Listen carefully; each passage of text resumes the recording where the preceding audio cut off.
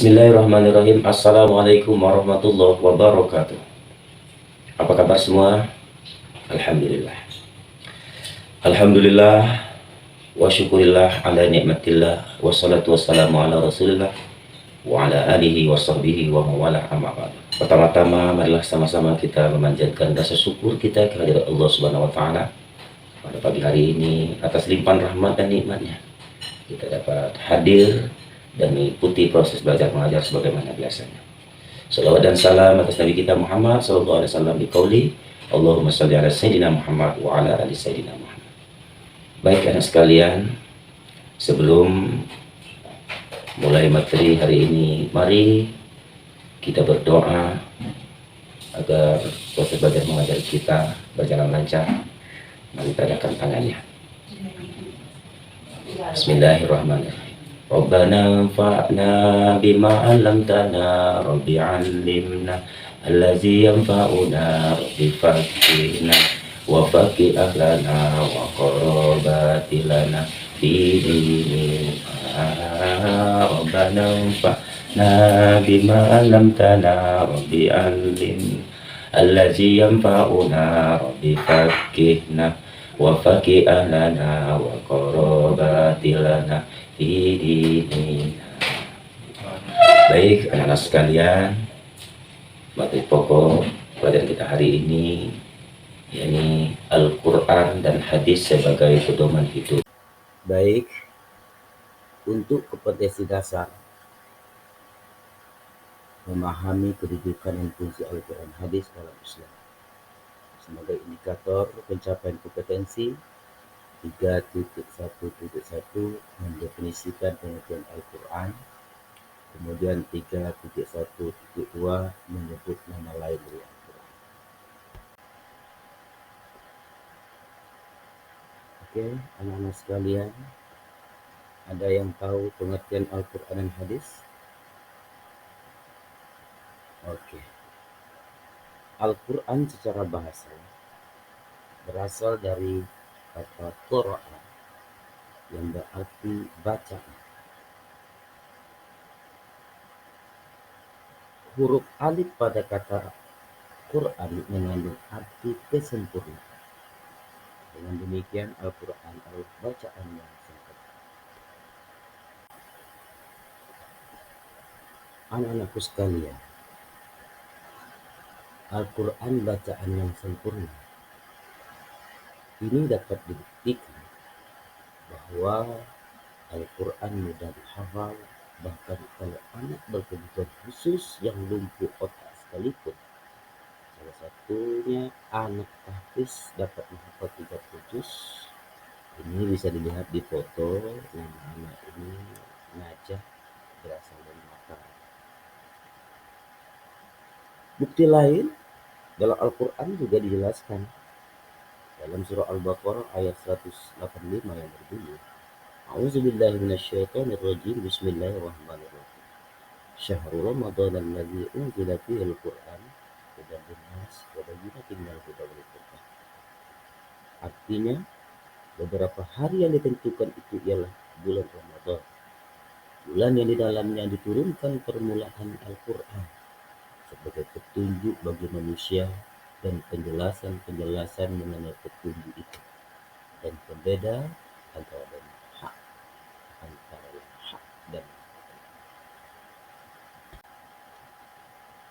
baik anak-anak sekalian, kita lanjutkan pengertian Al-Quran secara istilah. Al-Quran adalah kalamullah atau wahyu Allah, mukjizat yang diturunkan kepada Nabi Muhammad SAW secara beransur-ansur melalui perantara malaikat Jibril, diriwayatkan secara mutawatir dan membacanya malaikat. Al-Quran kalamullah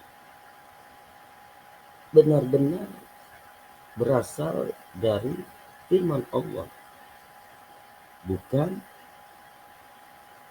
perkataan Nabi, bukan juga perkataan malaikat, dan bahkan perkataan Allah. Kemudian mukjizat adalah kemampuan luar biasa yang diberikan Allah kepada Nabi Muhammad SAW. Banyak sekali mukjizat Nabi Muhammad SAW yang ditujukan kepada umatnya.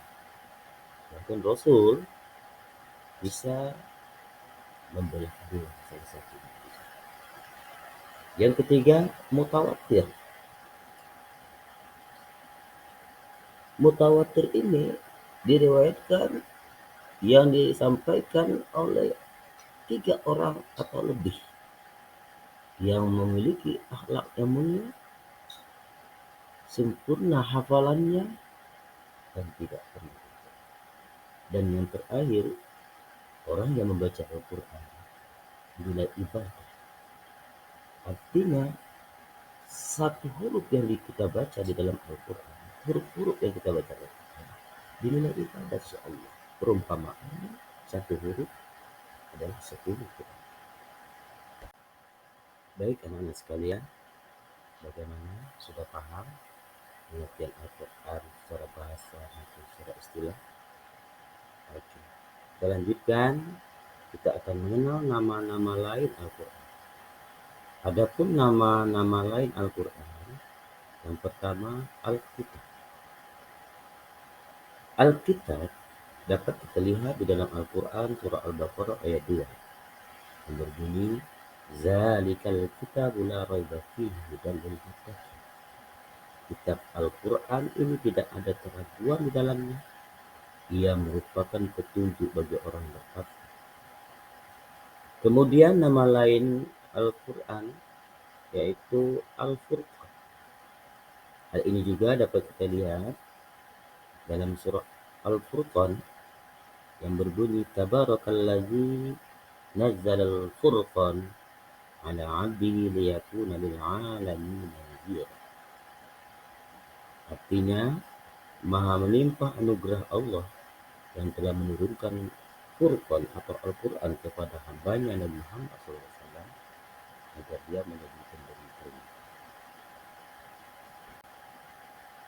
Baik anak-anak sekalian, yang ketiga nama lain dari Al-Quran adalah Az-Zikr.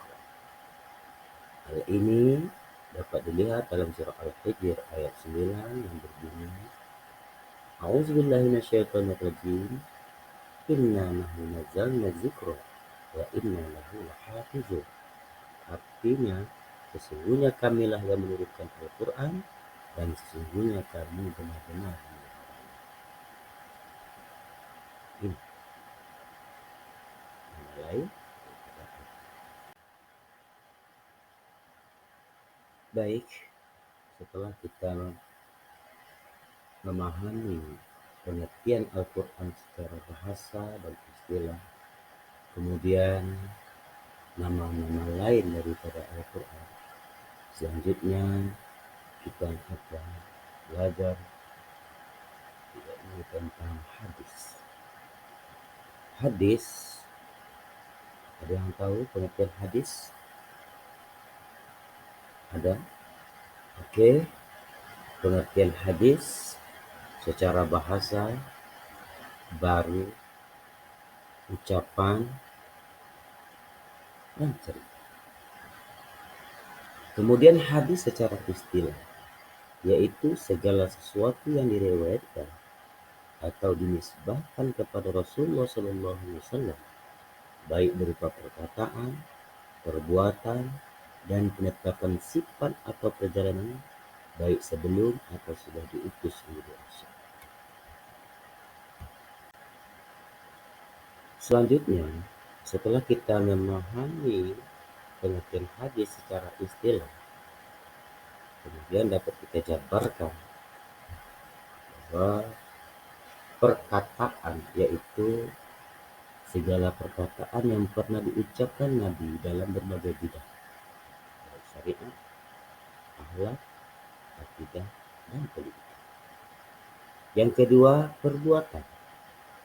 Perbuatan adalah perjalanan-perjalanan praktis Nabi Muhammad SAW terhadap peraturan-peraturan syara yang belum jelas teknis pelaksanaannya, seperti rakaat sholat dan lain-lain. Yang ketiga, takrir. Takrir adalah keadaan beliau meniadakan atau tidak mengadakan sanggahan terhadap reaksi perilaku sahabat. Kami itu. Dan yang keempat, sifat atau himmah. Sifat atau himmah adalah keinginan Nabi Muhammad SAW, seperti contoh keinginan Nabi berpuasa di tanggal 9. Baik anak-anak sekalian, tadi dari awal Bapak sudah menjelaskan tentang pengertian Al-Quran, baik secara bahasa maupun secara istilah, kemudian nama-nama lain Al-Quran, selanjutnya pengertian hadis, baik secara bahasa maupun secara istilah. Dan sebagai kesimpulan materi kita hari ini, pertama, Al-Quran adalah kalamullah, mukjizat atau wahyu Allah yang diturunkan kepada Nabi Muhammad SAW secara beransur-ansur melalui perantara malaikat Jibril, diriwayatkan secara mutawatir yang membacanya dimulai ibadah. Kemudian yang kedua, hadis, yaitu segala sesuatu yang diriwayatkan atau dinisbahkan kepada Rasulullah SAW, baik berupa perkataan, perbuatan, dan penetapan sifat atau perjalanan, baik sebelum atau sesudah diutus. Dan sebagai penutup, demikian materi hari ini yang dapat Bapak sampaikan, dan mari kita akhiri dengan membaca hamdalah alhamdulillahirabbil alamin. Wassalamualaikum warahmatullahi wabarakatuh. 他们已是满头白发，一辈子不过3万天，很快到达。子欲孝而亲不待，后会悠悠。